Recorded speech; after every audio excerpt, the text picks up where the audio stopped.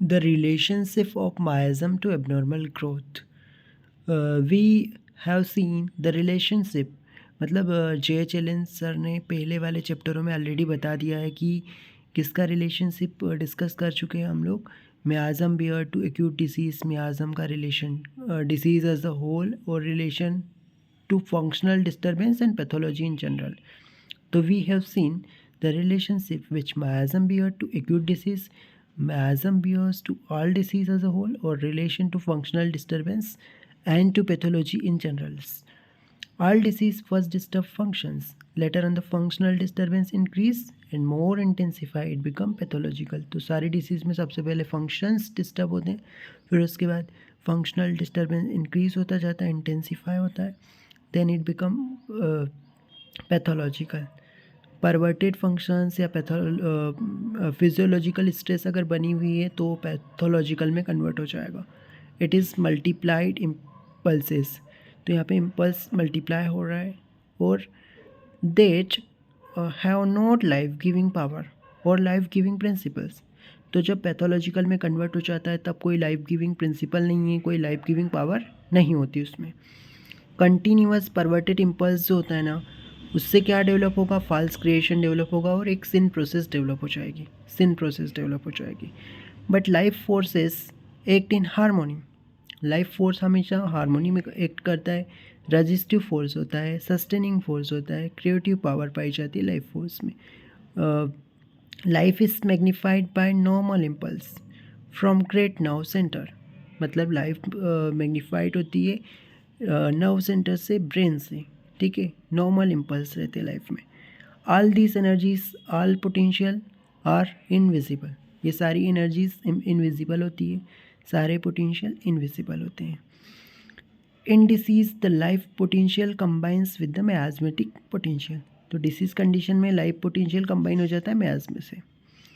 Herbert Spencer ने कहा है, we have no state of consciousness by which potential existence become actual but we see the manifestation of potential force, यानी कि हम conscious नहीं हो सकते, ठीक है, अपनी कॉन्शियसनेस की वो स्टेट नहीं है जिससे अपन इस पोटेंशियल एग्जिस्टेंस को समझ सके या देख सके, हम केवल इसके मैनिफेस्टेशन को देख सकते हैं।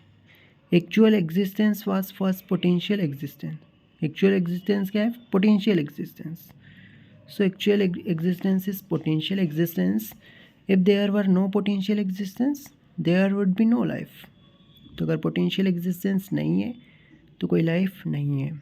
विदाउट लाइफ और मोशन नो एक्चुअल एग्जिस्टेंस, तो बिना लाइफ के और मोशन के कोई एक्चुअल एग्जिस्टेंस नहीं है। मेडिसिन और क्रूड सबस्टेंस में क्रूड पोटेंशियल पाया जाता है, बट जब अपन पोटेंटाइज कर देते हैं तो उसमें ओरिजिनल पोटेंशियल डेवलप हो जाता है। We must deal with potential side wholly. In the potential, it is consciousness of action of change of position and motion. तो पोटेंशियल साइड को स्टडी करना है, अपन को किसको डील करना है, पोटेंशियल साइड को होल। और potential, in the potential it is consciousness of action, potential में consciousness of action of changes और पोजीशन एंड मोशन, पोजीशन और मोशन के चेंजेस अपन के लिए अपन कॉन्शियस हो सकते हैं पोटेंशियल में। फंक्शनल डिस्टर्बेंस जो है उसमें मायाज़म आएगा तो पैथोलॉजिकल क्रिएशन डेवलप होगा। हेल्दी ऑर्गेनिज्म में जिसमें अगर सिफिलिस मायाज़म आएगा तो कंस्ट्रक्टिव प्रोसेस किस में कन्वर्ट हो जाएगी, डिस्ट्रक्टिव में। सिफिलिस में सो रेगुलर सो कॉन्स्टेंट यूनिफॉर्मिटी बनी रहती है, जबकि सोरा में यूनिफॉर्मिटी इतनी ज़्यादा नहीं होती है। The first potential is seen in intoxication of system before pathology appear. Pathology appear होने से पहले इंटॉक्सिकेशन होता है, ठीक है, इंटॉक्सिकेशन हो जाएगा सिस्टम में पोटेंशियल की वजह से। First potential is seen in intoxication of system, तो पहला पोटेंशियल अपन को किस में देखने को मिलता है, इंटॉक्सिकेशन ऑफ सिस्टम में, और जो कि आगे जाके पैथोलॉजिकल बन जाएगा। The second potential manifest itself in glandular involvement, skin eruptions. Second potential कैसे मैनिफेस्ट होता है, ग्लैंडुलर इन्वॉल्वमेंट, स्किन इरप्शन और म्यूकस अल्सर। और थर्ड पोटेंशियल लेटेंट सोरा, के रूप में मैनिफेस्ट होता है। The wages of sin is death, truth is intentional, truth is internal disease process, when it become active soon become external. पहले internal disease develop होती है, फिर external. Eliminative process become accelerated, जब डिसीज प्रोसेस आ जाएगी तब eliminative process start हो जाएगी। नो लीजन और pathological condition is first cause of disease, तो pathological condition is not first cause of disease. True cause lies in disturb disease forces. True cause lies in disturb or diseased life force.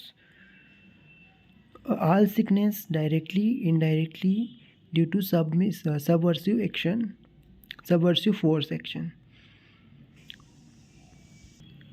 Dual action of life force. All sickness directly, indirectly, subversive force action is coexistence with life force. Dual action of life force, creative power or inhibitory power.